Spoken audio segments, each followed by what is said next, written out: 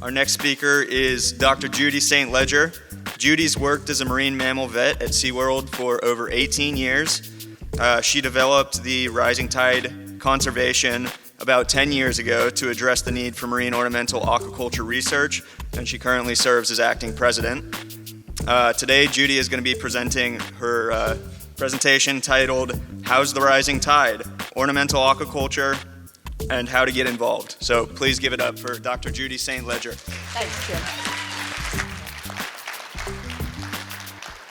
And I'd really like to shout out a big thanks to MACNA for having this MACNA be sort of aquaculture focused. Folks that have heard me talk in the room before know that I actually think marine ornamental aquaculture is going to help the hobby, the display industry, and all of us, not just in the short term, but in the long term. Before I even clicked my first slide, I want everyone to sit down if you're saying, oh my God, St. Ledger's completely against collecting fish from the wild. I'm not. I'm about responsible, transparent, and appropriate collecting. And one way to make sure that that's the kind of collecting we have is to have aquaculture alternatives. So is everybody good with that? Deal. Then let's talk. Hello, Missy. So let me tell you a little bit about rising tide conservation. How many folks in the room have heard of or think they know kind of who we are, what we do? Awesome. I love that because it means about half of you are here to learn a little bit about the program, and I'm hoping all of you can learn a little bit about how you can do more with aquaculture research and be a bigger part of an organization like Rising Tide. Now, as Tim said, we started back in 2009. I was working for SeaWorld at the time, and to be honest, my boss said, we have tried for 20 years to aquaculture fishes at SeaWorld to have alternate ways to get fishes in our displays. And it hasn't worked. We never have enough time, we don't have enough space, we don't have enough expertise. What are we gonna do? And that's where Rising Tide came from. Rising Tide has no physical building. Essentially, it's about getting together a community of people that are researchers at universities, at oceanic institutes, at different facilities that are really committed to how can we take what we want to do and figure out how to get it done. And let's do it scientifically so we can then transfer the knowledge to other folks who want to do it on a commercial basis. Because what you need is the ability to buy aquacultured fish, right? I won't lie, sometimes I jump up and down and do backflips, which I wish I could do backflips, but let's move on. If we just culture a new fish. But I get so excited because it's one step closer to having that fish in commercial production. And sometimes we produce a fish that I don't even think should be in commercial production. But by doing that specific species of fish, we can use the same techniques to try to culture different fish that I think should be in commercial production. Does that make sense? Does it sound like something you think is important? Yes. It does to me. Okay, we're now a standalone nonprofit. About 3 years ago, we separated from the SeaWorld Busch Gardens Conservation Fund. SeaWorld is still a major supporter of the Rising Tide program, but we're now a separate 501c3. And again, it's about aquaculture for the marine, for the development of an industry, and really an enhancement of an industry that, since we began, I've been blown away how aquaculture has increased. I'd love to take credit for it, but I'd be full of crap. So to be honest, you all sort of need a shout out for your vision and your understanding that we can aquaculture these fishes. And I will tell you, in 2009, a whole bunch of people told me it cannot be done. But it was people like you who said, yes, it can, that helped to make us where we are today, and where I think we're going to be 10, 20 years from now is actually a completely different place when it comes to marine ornamental fish. Now, I talk a lot to display aquaria, zoos and aquaria, and a lot of what I say to those folks directly relates to you as well. So if you're a hobbyist, if you're a retailer, if you're a wholesaler or a producer, heck, if you're a researcher, there are good and bad things when it comes to aquaculturing these fish. We talked about the fact that it's not the be-all and end-all solution. We're still going to collect fish from the wild. It requires time, money, staff, and space, and those are limitations that all of us have, all right? It's not just you, it's everybody. It requires right now culturing live feeds as well as culturing larval fish. Well, that's a pain in the neck. And I won't lie, one of the things I'm constantly promoting with researchers is how can we raise these larval fish, not necessarily culturing feeds and then feeds for those feeds. My God, that's a lot of tanks of water just to raise some little fish. Well, we don't have the answer yet, but that's the kind of research that Rising Tide is really promoting and getting to, because the simpler we can make this, the better. It is a slow process, not an easy fix. And I won't lie, those of you, I've talked to a few people at this MACNA who said, hey, I heard your talk 10 years ago, which is a little embarrassing because I already know I'm old enough to be many of your mothers. I'm not, by the way. But what's important is when we started 10 years ago, I was like, come on, we got to have the right attitude. We can make this happen. We didn't make things happen as quickly as I thought we could, but dang it, we've gotten pretty far in the past 10 years. And lastly, we need to consider the economic impacts. There are a number of fish where we can raise them, but it's not economically sustainable to do it. So we need to be selective with the fish that go into aquaculture. Or maybe we need to be selective with the fish that are displayed in public aquaria. Or maybe we need to, there are some fish species that have become more popular because they've been grown in aquaculture. So we all need to be flexible, like Sanjay says. Nobody likes abrupt change, but trust me, when it comes to marine ornamental fish aquaculture, it's a slow burn. Now, there are some bads as well. There are definitely some goods as well. Oh my God, we did the bads already. Come on. Lots of folks are interested, and there's increasing ability and experience, especially with the folks that come here to MACNA on a regular basis. There definitely are ways to sort of combat the challenges we have with fish collection. We see more and more fisheries being closed, challenges to how ethical is it for you to go and collect those fish. The fact is, people who house marine fish in their homes love those fish. And I would actually say they don't just love those fish, they're committed to the ocean and the reefs those fish live on. You wouldn't have corals in your home if you didn't think they were awesome. And I think if you think that they're awesome, you care about them in the wild as well. And if that's the case, that's why marine ornamental aquaculture is important. It's important because you already care, and you need to make sure other folks know that you care. And when they do, people trying to say, oh, you don't give a damn, are shut down immediately. And that's what we need, because you do give a damn. There's a promotion of conservation. Rising Tide is a conservation initiative. And you say, you're about growing fish in tanks. What the heck is conservation about that? It's about making sure we have alternatives to collecting these fish from the reefs. And I hate to say it, but some of the fish collecting techniques are less than fabulous. When that's the case, if we can come up with an alternative, sometimes it's a much better solution. We need to keep that in mind. Not all wild collection is fabulous.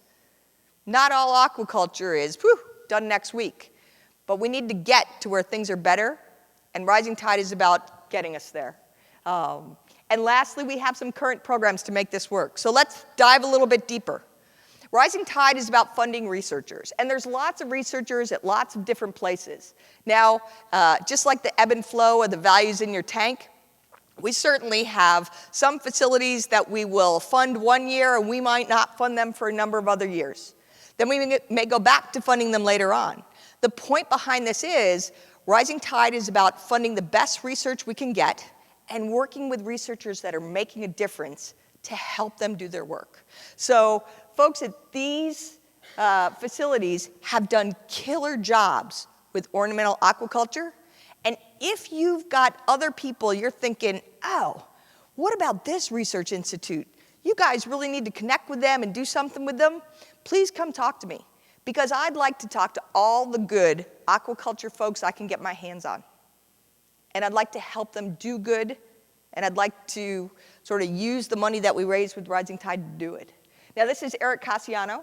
He was and is at the University of Florida Tropical Aquaculture Lab. Those folks are in the exhibit hall, so if you go to the show, you can stop in. Eric's not there, but Matt DiMaggio is. You can talk with him about, hey, I'd like to do some stuff at your lab. Let's do a master's degree.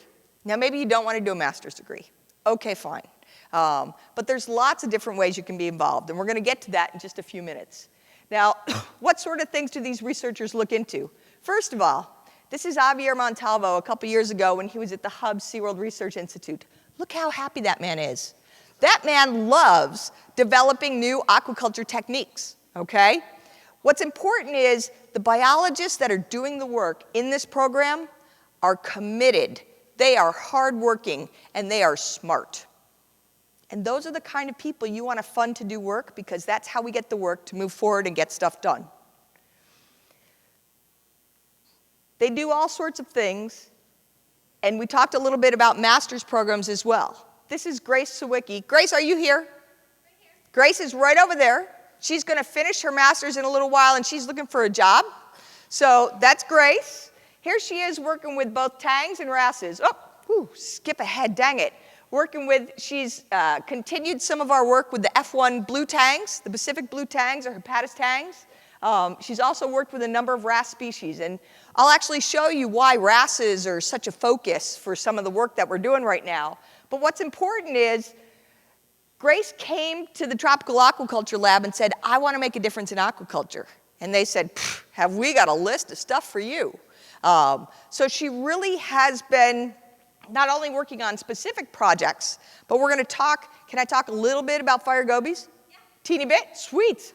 So when we talk about recent accomplishments, how many of you know that Rising Tide, working with the folks at the Indian River Research and Education Center, are saying, hey, we've got these Cuban hogfish under control? Well, dang it, now you know. Everybody raise your hand. We got those Cuban hogfish under control.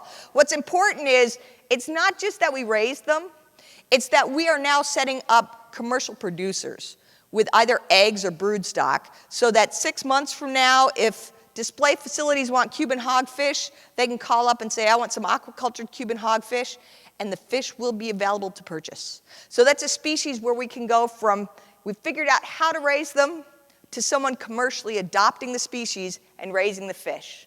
Now, banded butterflies, I'm not gonna lie, this is not a species where you can call up a producer today and say, hey, I need some banded butterflies. But I think Chad Callum's here. And I will tell you, 5 or 6 years ago, when he first did the yellow tangs, everybody called or emailed and said, hey, how do I get some yellow tangs?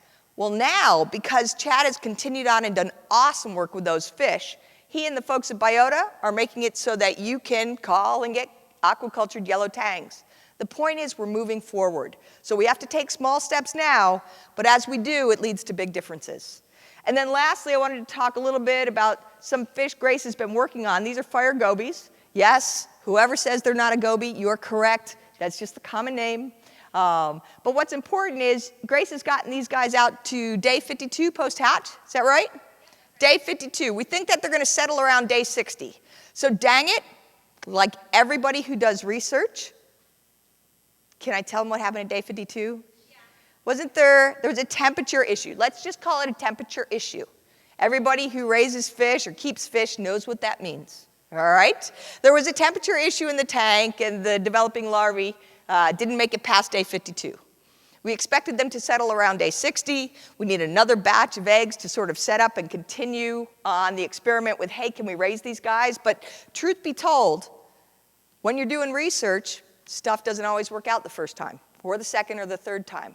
But Grace is in for the long haul, and she's prepared to do whatever it takes to get these fish raised up. And what we'd like to do is to figure out a way that they can be raised up economically, and that we can sort of use the recipe used to raise this fish to do some other related fish species. So that's what Rising Tide's about. It's about good people doing good work that makes a good difference. We work with a number of industry producers and wholesalers. These folks do everything from providing brood stock to helping to expand their production to include the new species, and establishing new facilities. Because there's not enough places producing aquacultured species right now, right? If there were, we'd all have tanks filled with aquacultured everything. But as the technology advances, we need new businesses, and as businesses are willing to expand, it makes a difference in what can be done and what is available to the industry, both for the hobby as well as display aquaria. Now, I like this slide. It's rising tide accomplishments. There's a little disclaimer down here. I guess I should have made the letters very small. These are either species we're working on, have worked on, have had minimal successes with, major successes with, or we just think are pretty. And that last part was not true. These are fishes that we've worked on that are important to rising tide. But I put this up there so that everyone understands we're serious about this. We're not working on 1 or 2 species. If you follow us on Facebook, you may get updates on 1 or 2 species, but we got a whole lot of fishes that are in the works on things. And as we get advances that make a difference and are significant, we're going to tell you about them, but we want to have something to talk about. We just don't want to sort of say, woo, we're doing all sorts of stuff if we can't produce results. Because rising tide's about results, and I think that's what everybody deserves. So I told you I'd tell you a little bit about Wrasses. And certainly, one of the ways we choose what fish to look at is we say, okay, what fish are important in the hobby? What fish are important to producers? What fish have important conservation concerns? And it turns out that one of the groups of fish that sort of rose to the level of, hey, this is a fish that needs to be evaluated and really considered seriously based on this article that was published in PLOS One are the wrasses. So here you see the Cuban hogfish, the cleaner wrasse. We've got this cleaner wrasse. The bottom line is wrasses are an important family of fish that need to be focused on. Now, maybe it's not the #1 family of fish that we need conservation-wise. Maybe it's not the #1 family of fish that everybody wants in their tanks. But in truth, it sort of speaks to all of those elements in one way or another. And that's why this is an area where we're specifically focusing right now. Okay? Now, we also sort of do this forward focus thing. 2 years ago, we have a stakeholder meeting every year. How many of you have been to our stakeholder meeting? Okay. Up until 2020, it's been free to attend, and there has been free liquor. That's going to end, but free liquor will continue. So, so the Rising Tide Stakeholder Meeting will happen in the spring of 2020 in San Diego, California. And what's important is that you have the ability, if you say, look, here's my area of interest, my involvement, here's what I can do as an active stakeholder in the organization. Let's get you out there and have your voice heard. These are 3 different sort of, we said to folks, you give us a list of the top 25 fish we should work on. You don't have to give us your theory behind it. Is it conservation? Is it industry importance? Is it fish value? So sustainability and aquaculture are most important. But these are 3 where we said, hey, based on those criteria, which fish do you think we should work on? Now, I'm not going to lie. Remember I talked about fire gobies, and I don't even know if we've got fire gobies anywhere on these lists, because we always have this category we call fishes of opportunity. And this was a recommendation from our first stakeholder meeting back in 2009. Folks said, look, you should always have your fish you focus on, but the fact is if you're collecting eggs from large aquaria, if someone's got a great spawn of eggs in their tank, we should ship those eggs and see if we can raise those fish. Because if we can, we may open up doors we never even thought about. So we have this category of fishes of opportunity. So when we're doing fish, we always have a focus, but we have sort of a little bit of wiggle room. And that wiggle room is an area where some of you in the room have already played a part. We have had some major advances based on collections that have happened at display aquaria. So folks at Columbus Aquarium said, hey, we collected these eggs. They shipped the eggs to Florida. They were able to raise up the fish. And some of the species that we were able to really produce, it was simply because the fish were available. But here's the best closer of the story. Columbus Aquaria then said, you know what? We want to collect eggs from our tank, and we want to raise up those fish here. And so they now have expanded aquaculture production of an angelfish species because they said, you know what? We can grow this. And they are. And that's what I want to see, more folks who say, we can do this, and getting it done. Now, again, it's a stakeholder model. So Rising Tide doesn't have a physical place. If you send US mail to Rising Tide, I'm going to tell you the truth, it goes to my house, okay? We don't have a building in New York or anywhere else. We don't have some huge aquarium facility. It's a broad base, okay? That broad base involves a whole lot of different creatures. But what we do is we have lots of options for integrating on lots of fronts, and we have lots of partners. And that's what I want to talk about next, is how can you get involved as a partner for Rising Tide. Now, Display Aquaria do everything from having tanks that are committed to just showing aquacultured species, to collecting eggs and shipping them to us, to educating the public. Everywhere from, this is from SeaWorld Orlando, and they've got in their shark exhibit, they said, hey, we are going to put up an exhibit that talks about rising tide. And they didn't have a bucket of money to do this. But they said, you know what? We've got a tank that needs to be rehabilitated. When we rehabilitate it, we're going to fill it with aquacultured fish, and we're going to put in messaging that talks about what happens at rising tide. So it was a clever sort of grassroots, behind-the-scenes way to get something done, and it makes a difference. And making a difference is the way to make things happen. So what can you do? I'm going to give you 10 different ways that you can engage with rising tide. And believe me, Sanjay knows this. If they gave me an extra hour, I'd give you 20. All right? The fact is, I'd love to have a broader base for rising tide conservation because I need more commercial producers, I need more researchers, I need more students, and I need those students and researchers so I can improve what's available for those commercial producers. And I want all of you to help me do it because I think you are the best people in America to know where I can find these people. Now, how many of you are Facebook friends to Rising Tide? Okay. All of you people that didn't raise your hand, how many of you are on Facebook? Okay. All of the people sitting next to those people, make them stop paying attention to me right now. Have them get out their phone and, I don't know, what do you do? Do you like us? Do you follow us? I don't know this crap. Like and follow. Like and follow Rising Tide Conservation on Facebook. Because if you want to know what's going on, if you want to know when we have student opportunities or internships, you get it on social media. Now we tweet, we Instagram, we Facebook, we have a web page. I don't know what else we do, but back in the room are Huntley and Amanda, and they know all of that stuff because they're very smart and I'm very old, okay? So be involved by being educated about what's going on, and the simplest way to do it is just interact with us in social media, okay? If you have information, if you've got something cool and exciting that's happening in your club, send it to us. We want information that relates to marine ornamental aquaculture, okay? I won't lie, your mom's recipe for the best borscht in America, probably great, but not what we're looking to post on our Facebook page. We are looking for images of your eggs and your larvae and the cool stuff that's happening in your world. And we want to talk about it because we want people to be excited, and we are happy to help them know what's happening through our social media abilities. So everybody gets that? Woo! You do social media crap, right? That's simple, and I want you to do it. Now, what else can you do? We're going to get to money. Don't worry. I always get to money. See, it's so important. He can jump ahead like 3 slides. We'll be there, babe. Okay?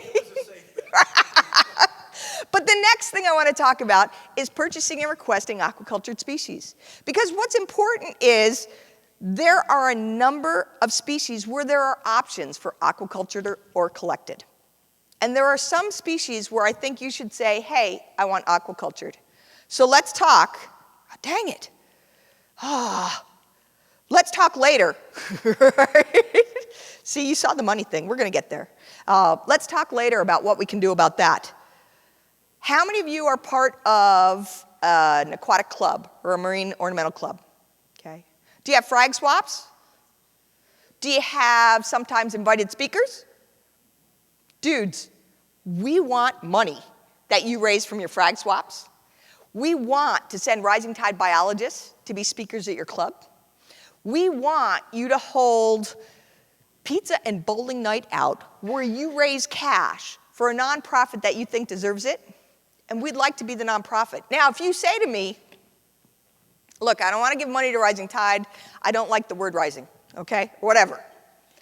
I want to give money to a specific program or a specific student or something very specific. Or we want to co-sponsor the t-shirts that you give away at MACNA next year. Okay, let us know. We are happy to work with you. We have students, we have programs, we have projects.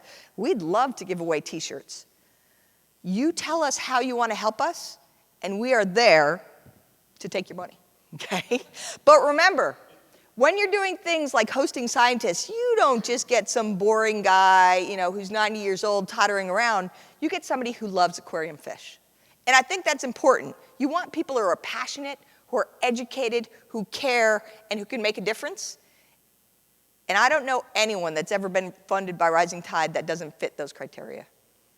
Now, as I said, we have these stakeholder meetings. This is from a few years ago. I think we were in Audubon in Louisiana. You can come with us and become one of our organizational advisors. Now, what do I need from an advisor? I need someone who has specific skills or knowledge that really helps us to move forward, okay? I need folks, dang it, you'd think I know where my slides are. I need folks who can help us with some of our nonprofit stuff. So I need fundraisers. I won't lie. Is anybody in here a lawyer? See, there's probably 10 lawyers in here, and they're just not raising their hand. You guys are so friggin' smart, it's crazy. But we need a new lawyer. Our lawyer retired, dang him. We really could use a CPA. We have a kick-ass treasurer, but I'd like someone to help us with all of our bookkeeping and stuff. So we need a lot of folks. And in a minute, I'm going to have a list of volunteer positions we have going on. Now, how many of you buy stuff off the internet? Okay. How many of you, keep your hands up if you buy it through Amazon? Now, make my day. How many of you do it through Amazon Smile and you put as the nonprofit to get your money Rising Tide Conservation? A, I love you people with your hands up, and B, everybody who didn't have their hands up, go to Amazon Smile, change your nonprofit organization to Rising Tide Conservation, and I promise you, I will tell you what we do with the money on an annual basis. Not necessarily your 57 cents that we got from the new sneakers you bought, but I will tell you where we're using our money, what we're funding, and what we do. Rising Tide runs lean. And we run lean because we want that money to go to researchers, and we want those researchers to make a difference. And I want you to be proud of who we are and what we do, okay? We also have a number of supporters. So there's two ways you can help us with supporters. Just recently, Two Little Fishies said, we're going to take part of our proceeds from the sale of our salt boxes, and we're going to donate that to Rising Tide Conservation.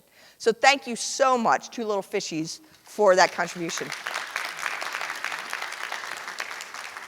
Now I want everybody in this room to be like little Rising Tide minions. When you go to all those other hard goods, soft goods, and even coral sellers in the show today, ask them if they donate to Rising Tide. How cool is this? You can help us to raise money without giving us a nickel. You just ask the people who make money in our hobby industry to be committed to the industry and help support Rising Tide, and we benefit. The company benefits because they dedicate their social responsibility to the industry, and you benefit without spending a nickel. Now, I still want you to spend a nickel, but please help us in simple ways that you can do today in the show, and ask those vendors to support Rising Tide Conservation. And then, okay, yeah, I want your cash, all right? So, next time Dad or Uncle Billy, you don't know what to get him for Christmas, Hanukkah, Kwanzaa, Buddha's birthday, whatever it comes down to. We're not judgmental. Put in a donation to Rising Tide. Put it in his name. We'd be happy to send the thank you letter to you and to him. Heck, we don't have birthday cards you can get right now, but in the future, if folks love that idea, maybe we can do it. All right? Now, what about raising some fish? There are a number of folks who say, hey, I have the wherewithal, the ability, the space, the time, the money. My God, I want to raise some fish. It's hard. I'm not going to say it's not hard. But this is Matt Wittenrich. He was one of the Rising Tide biologists more than a week ago. He now has set up Poma Labs.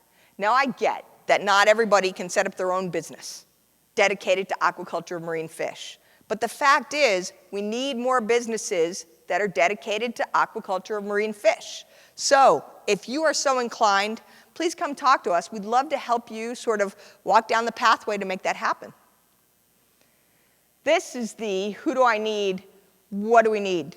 We need a lawyer, a CPA. We're always looking for help from graphic artists. We definitely are looking for graduate students, interns. We have both paid and unpaid internships.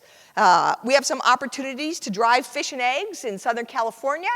We're looking for advisors who say, look, my area of expertise is international conservation, and I get that not everybody's area of expertise is international conservation, but if you've got an uncle, an aunt, if your mom just happens to be on the CITES board, please come come talk to us, okay? You just never know. And if there's anyone, does anyone in the room have connections like at FedEx, maybe an uncle or so? Okay, if you know anyone at this meeting who might have, let's just say an uncle who works for FedEx that might be able to help convince them that they should ship eggs for us for free, I'm just saying, I'm not going to say any names, but if you come ask me later, I'll let you know who you should talk to. He might wear a sombrero. Anyway, there are folks who can help us just with connections, and we appreciate them all, okay? Certainly, if you're raising corals, let's think about adding some broodstock to your tank. You need to keep those corals clean, right? One of the nicest way to control some of the parasites is with fish. Fish that'll eat those parasites. So maybe those banded butterflies are just awesome. Well, we can't just put two banded butterflies together and have a pair that loves each other very much and cranks out eggs. They have to grow up a bit. So helping to grow up broodstock is important for us. Now, I get that sometimes you put those fish in and it's damn hard to ever get them back out. But if there's a way that you can do it by something like that, please help us. Now, I get also that this probably doesn't reflect, hey, I've got, my 50-gallon frag tank. But if you've got your 500-gallon frag, sort of big tank raceway thing, shut up, I don't remember what it's called. I'm old, I can't remember words, Paul. But what's important is there are lots of different ways to help us. And we are willing to get help from all sorts of areas. This is a student who did his Eagle Scout project in Hawaii, sort of setting up tanks to help with first feeding. The point of this is there are so many ways to help that you probably haven't thought about. Sit home this evening after the banquet or sit in your room after the banquet and just say, hey, what can I do to help Rising Tide? All right? What can you do? Again, here's the list of 10. But what's important is there are lots of different ways to help. I want to talk about one way you can all help right now. What species of fish is this? What's a common name? Benguy. On a scale of 1 to 4, how hard are they to aquaculture? 1 being, oh my God, it's a clownfish. 4 being, oh my goodness, it'll never happen. 1, maybe 2, okay? 1.37. Do you think these fish should be collected from the wild or purchased as aquacultured specimens? Aquaculture, well, you're like, Judy, for God's sake, you're asking, okay? Here's what we have going on at Rising Tide. We'd like your help in promoting aquacultured Benguy because lots of folks are still not focused on aquacultured Benguy cardinal fish. We have a thing called, what's it called? The Benguy Pledge. I don't know if that was one of the Rising Tide people or someone else who knew the answer, but the Benguy Pledge. The Benguy Pledge is about saying, hey, I'm only going to purchase new Benguy cardinal fish if they come from aquaculture. That should be an easy pledge to take. We're asking producers to say, I'm going to produce more Benguy cardinal fish. We're asking wholesalers to say, I'm only going to sell aquacultured Benguy fish. We're asking retailers to say the same thing. And in another month, we're going to ask zoos and aquaria to say, we're only going to get new aquacultured Benguy cardinal fish. So, those of you who already follow us on Facebook, those of you who are like, oh my God, I like your organization, please go on our website or our Facebook page or wherever you interact with us and take the Benguy Pledge. And I'll tell you what, I'm just about done talking, but I got a stack of these stickers. If you are going to take that Benguy Pledge, come and get one of these limited edition Rising Tide Benguy cardinal fish stickers. Stick it on your laptop, stick it on your cabinet, stick it on your cat's butt. I don't care where you stick it. But stick it somewhere to show that you're proud of aquaculture and that you're committed to the right aquaculture of species. We've got a great blog post that Amanda Townsend did that talks about Benguys and why we think aquacultured Benguys are important. And if you don't think they're important, if you think we're full of crap, come talk to me and say, hey, here's why I think you're full of crap. Because I want to make sure that we are doing right aquaculture the right way to advance the industry, and I need your help. So I want your input, I want your thoughts, I want your money, but I want lots of things that folks can do to help raise the tide. Because the organization is called Rising Tide Conservation, because a rising tide lifts all boats. And I'd like to do what I can to lift everybody in this room, to lift the marine industry, to lift the display industry, and to make a difference on coral reefs around the world. So with that, come line up if you want a sticker. And does anybody have questions?